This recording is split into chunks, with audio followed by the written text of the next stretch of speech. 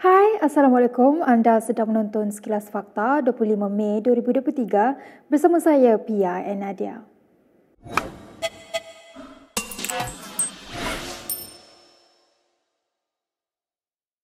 Seorang ahli perniagaan dikenali sebagai Datuk Roy dan seorang pegawai SPRM dihadapkan ke Mahkamah Seksyen di Kuala Lumpur pagi ini. Mereka didakwa atas dua pertuduhan rasuah yang melibatkan dakwaan dorongan untuk tidak menahan anak bekas Perdana Menteri Muhyiddin Yassin.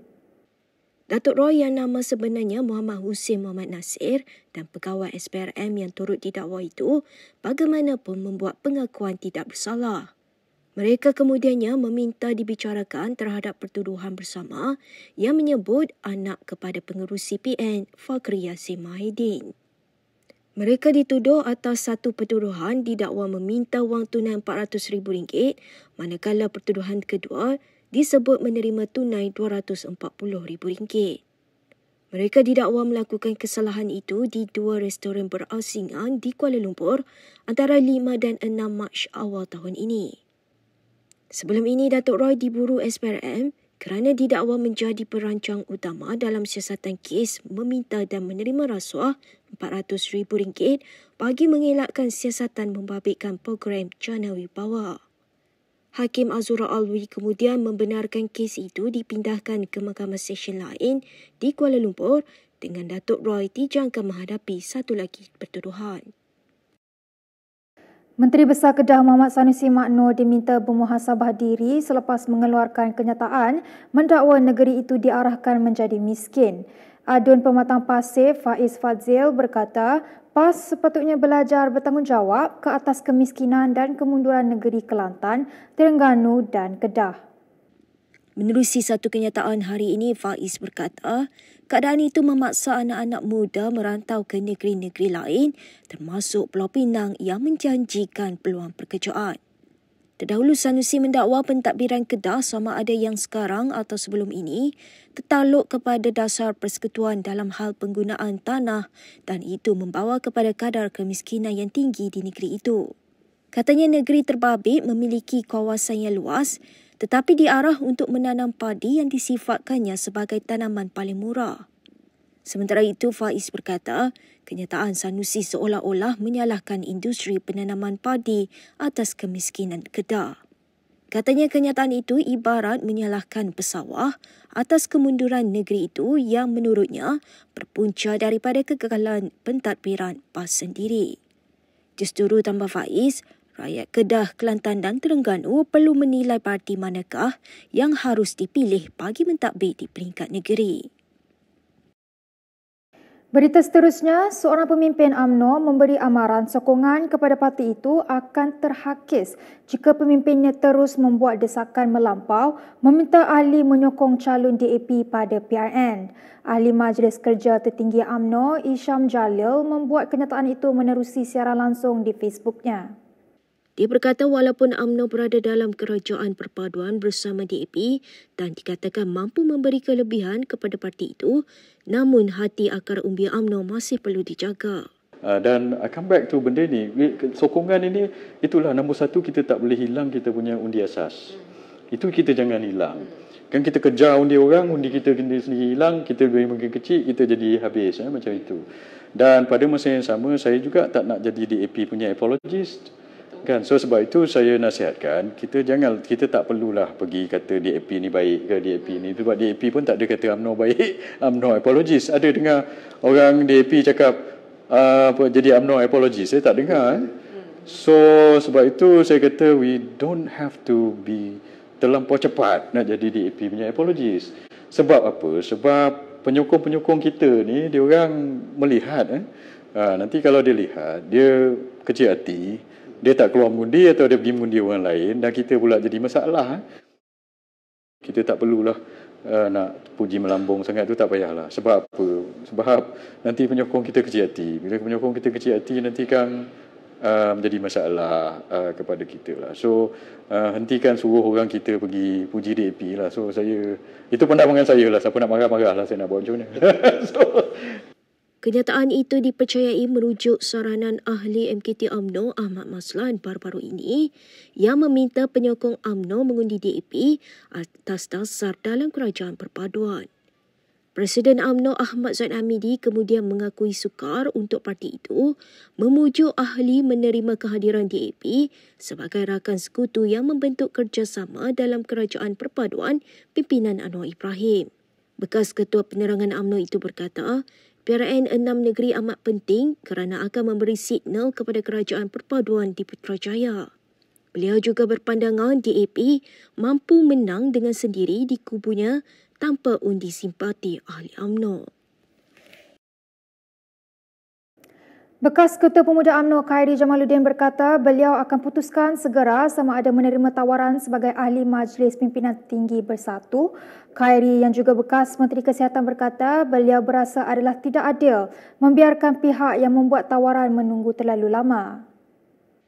Beliau mengulas kenyataan Timbalan Presiden Bersatu Ahmad Faizal Al-Zumu semalam yang menasihatkan Khairi supaya tidak terlalu lama menjawab tawaran parti itu. Pada 17 Mei lalu, Muhyiddin umum mengenai tawarannya kepada Khairi menjadi ahli MPT Bersatu selepas mendapat persetujuan pimpinan parti yang lain. Muhyiddin dilaporkan berkata partinya mempunyai 2 kekosongan jawatan berkenaan tanpa niat mengumpan bekas ahli Parlimen Rembau itu. Pada 22 Mei, Khairi meminta diberi masa bagi mempertimbang tawaran menjadi MPT Bersatu kerana bukan mudah membuat keputusan berhubung tawaran berkenaan.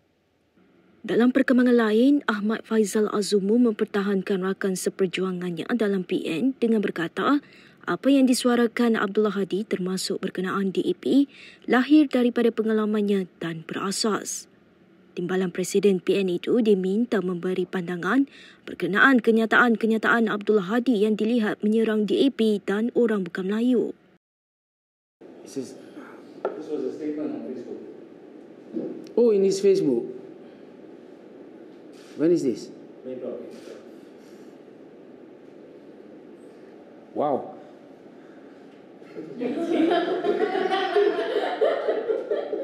Ya, tentunya whatever perkara-perkara yang disebut oleh Tuan Haji Hadi itu, Tok Guru Haji Hadi terhadap DAP itu datangnya daripada pengalaman beliau sendiri yang pernah juga bekerjasama dengan DAP. Saya sendiri pun ada peluang dalam Pakatan Harapan dulu bekerjasama dengan DAP. Akhirnya saya berpandangan begini. Setiap orang ada pandangan masing-masing dan pandangan itu datang daripada pengalaman ataupun perkara-perkara yang telah beliau sendiri lalui. Kita ke perkembangan berikutnya. Ahli Parlimen Pembangkang mempersoalkan ketiadaan usul baharu yang akan dibawa kerajaan di Dewan Rakyat sedangkan sidang masih berbaki 7 hari. Ahli Parlimen Kota Baru Taqiyuddin Hassan membangkitkan perkara itu apabila pembangkang tidak menerima senarai RUU yang akan dibentangkan kerajaan selepas 2 RUU telah diputuskan. Adakah ada rang undang-undang lagi untuk 7 hari persidangan lagi? Rang undang-undang. Kalau ada bila? Rang undang-undang bacaan pertama sudah tidak ada. Bacaan kali pertama dan kali kedua tak tahu bila. Apa lagi yang ada? Jadi mungkin bukan untuk Tuan Yang Di-Pertua menjawab. Sebab Tuan Yang Di-Pertua, saya faham Tuan Yang Di-Pertua bukan kerajaan. I want to put on record. Soalan dituju kepada kerajaan. Mungkin kementerian-kementerian sibuk untuk mengadakan filem. The true story, untold story sudah menjadi unsold story sekarang ini. Jadi ini penting. Ini Dewan Rakyat. Rakyat melihat yang berhormat. Dah keluar tajuk dah. Saya mohon penjelasan perkara ini. Terima kasih. Sementara itu, Adun Tebing Tinggi Abdul Aziz Bari membidas Setiausaha Agung PAS Taqiyuddin Hassan berhubung kenyataannya berkaitan affidavit kes penggunaan kalimah Allah. Adun DAP itu berkata kenyataan yang dibuat Taqiyuddin jelas cuba mengelirukan orang awam demi kepentingan politik. Dia mendakwa video berkenaan perkara itu yang disebarkan di TikTok adalah satu lagi contoh bagaimana PAS menyasarkan orang Islam yang progresif menerusi maklumat salah. Video tersebut dikongsikan Taqiyuddin ketika sidang media di Parlimen 2 hari lalu di mana dia mengkritik Aziz Ahli Parlimen Pangi Syarizan Johan dan Timbalan Pengerusi SPR Azmi Syarum. Menerusi afidavit yang dikemukakan, mereka antara lain berkata tidak terkeliru dengan penggunaan kalimah Allah oleh penganut Kristian. Mengulas lanjut, Aziz berkata afidavit itu adalah atas kapasiti peribadi dan tiada kaitan dengan DAP. Terdahulu, Perdana Menteri Anwar Ibrahim menjelaskan langkah menarik balik rayuan berkenaan dibuat bagi membolehkan kerajaan meminda atau membatalkan semua undang-undang yang bercanggah dengan keputusan Majlis Raja-Raja Melayu berhubung penggunaan kalimah Allah.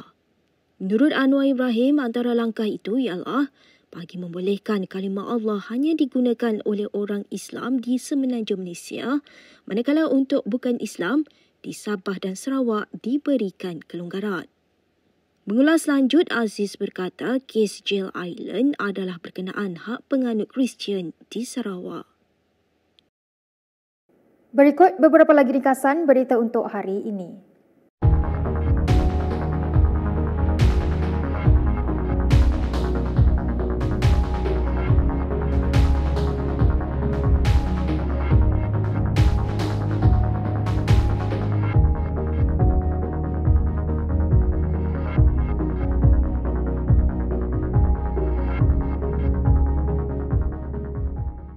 Sekian sahaja daripada saya, Pia Nadia, untuk sekilas fakta.